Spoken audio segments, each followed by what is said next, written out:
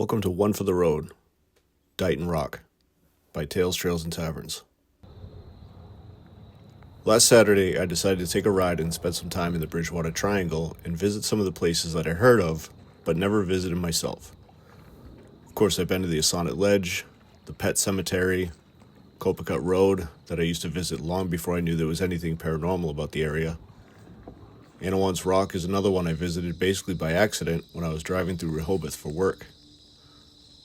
Then there was Mary Lou Arruda's tree and the murder cabin, or what was left of it, for the more creepy stuff. But I had listened to a fictional podcast about the Bridgewater Triangle a few years ago, and one thing that came up several times that I hadn't been to yet was Dighton Rock. Now, in this particular podcast, the character talks about the mystery of the Dighton Rock, the carvings in the face, and the otherworldly power it seemed to possess. The character in the show mentions the rock felt hot or warm to the touch, so clearly there was a time you could touch it unencumbered. But much like Plymouth Rock, today you can only view it. Anytime we start to talk about the Bridgewater Triangle, we dive directly into the paranormal and the unexplained. We talk about the colonists, the natives, King Philip, or Metacom as he was known, the Sachem of the Wampanoag tribe. We talk about the war, the bloodshed, and the history of the people in this area. This is going to be no exception, because the Dighton Rock was first noticed and recorded by the English in 1680. But according to some of the theories, the origins of the petroglyphs on the flat face of this 40-ton boulder could be much older, and even threaten to rewrite American history as we know it. The Dighton Rock is in an interesting location, found along the banks of the Taunton River in modern-day Berkeley, Massachusetts. Its position in the triangle seems almost purposeful. Imagine the Bridgewater Triangle. It's like an isosceles triangle where two equal sides are longer than the bottom, and that's the general shape. And if you ran a line from the top point to the bottom center, that's about the direction the Taunton River runs. Go up about a fifth of the way, and boom, there's Dighton Rock. It's almost center mass of the Bridgewater Triangle, with Freetown State Forest in the lower right, Rehoboth lower left, and Hockomock Swamp at the upper tip.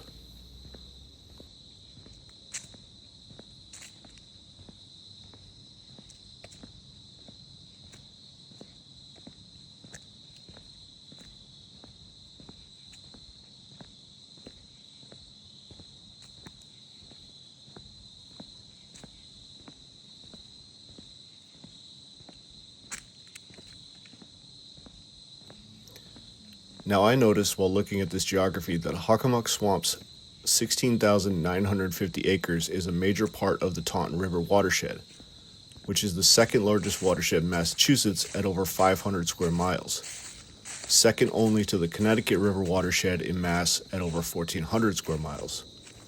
Of course, the Connecticut River Basin stretches through 4 states and into Quebec. The Taunton River Basin is the largest that's wholly in the state of Massachusetts.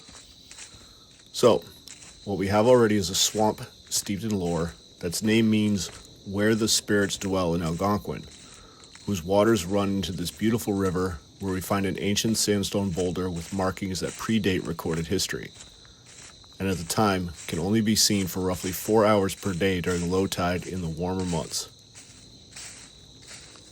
The first recorded sighting of Dighton Rock was made in 1680 by recent Harvard graduate John Danforth. At this point, you may ask yourself, how was there a Harvard graduate in 1680? Wasn't America still super new? I had the same thought, but actually Harvard University was founded in 1636, originally named New College, and renamed Harvard in 1639 for its first major benefactor, John Harvard, who bequeathed half his estate and collection of over 400 books for the education of clergy. Reverend Danforth made a drawing of the inscriptions, which remains in the British Museum today. He speculated from the pictures and stories the natives told him that it depicted a ship coming in and fighting with the native people. This became the earliest theory of the writings on the rock, although there's no record of the ship, and it would have been prior to the colonists' arrival. In 1689, Cotton Mather highlighted the rock in a sermon he gave and later published with the name The wonderful works of God commemorated praises bespoke for the God of heaven in a Thanksgiving sermon delivered on December 19th, 1689, containing reflections upon the excellent things done by the great God. That is a mouthful. And do you recognize the name Cotton Mather? Mather described a group of explorers, inspired by Satan, came to the New World before the Puritans, aimed at settling here from Europe, but died miserably. This sounds reminiscent of the colony left to fend for themselves in Roanoke, only to disappear leaving nothing but the word Croatoan carved into a post. Of course, that happened almost 100 years prior in 1585, so how much earlier would this have had to happen for there to be no record? In 1767, the president of Yale, Ezra Stiles, theorized that the carvings were Phoenician in origin. The Phoenicians were an ancient seafaring civilization from the Mediterranean. They came from what would be modern-day Lebanon, parts of Syria, and Israel. Their vast trading network flourished from 1550 to 300 BCE, basically 2,000 to 3,000 years before Columbus sailed to the West Indies, and connected other ancient civilizations like Mesopotamia, Egypt, and Greece. The term Phoenician was what the Greeks referred to them as, but the people refer to themselves by their city-state of origin, such as Tyre and Sidon.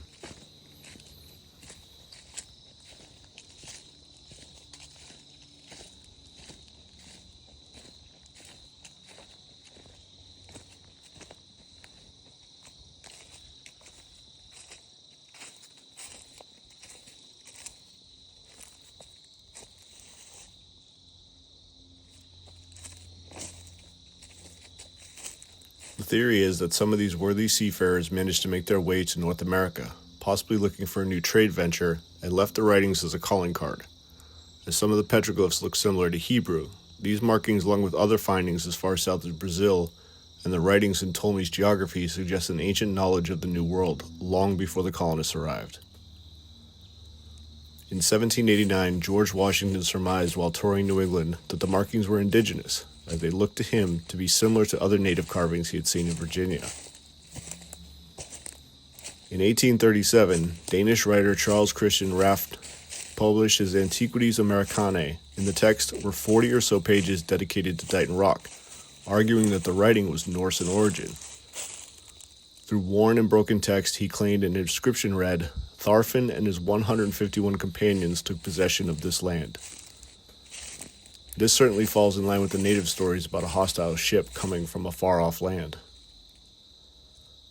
Raft believed that Vinland, described with the Vikings, was in New England, and others believe that the lost city of Norumbega may have been where current-day Boston now sits. If you start asking questions like, why is Leif Erikson's statue at the west end of the Commonwealth Mall in Boston? Who carved the Narragansett runestone that has Icelandic symbols dating back to the 13th century? And what is the skeleton in armor that was discovered in 1832 in Fall River? You might also become a believer in the Norse theory of Dighton Rock. In 1912, Edmund Burke de la Barre claimed that the markings of Dighton Rock were proof of Portugal discovering the New World. Some of the markings have distinct 45-degree angles and look similar to Portuguese crosses, and that he interpreted the phrase, "I, Miguel Corte-Real, 1511, in this place, by the will of God, I became a chief of the Indians." Miguel Corte-Real was a Portuguese explorer who left Portugal in 1502 on an exploratory voyage and never returned. Did he make his way across the Atlantic and make a new life for himself near the Taunton River?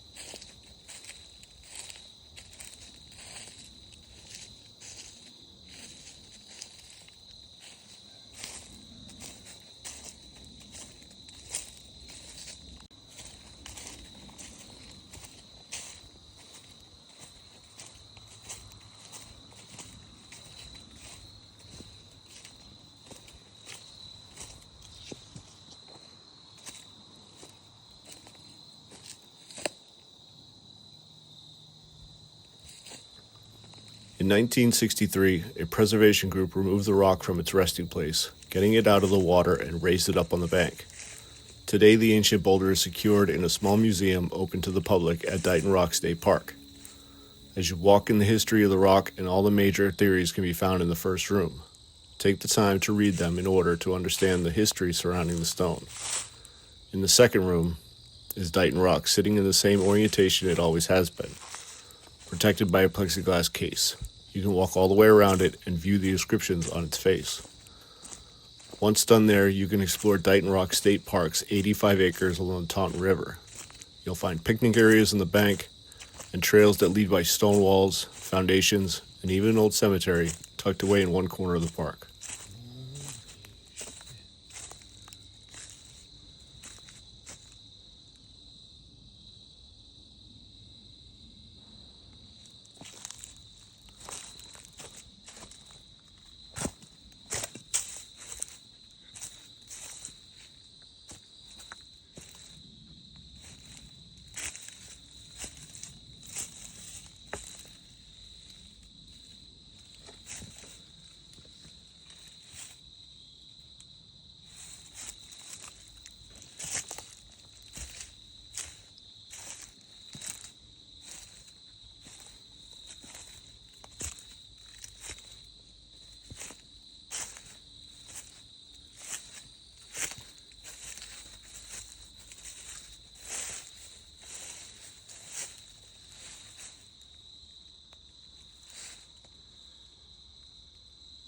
This is a massive basement.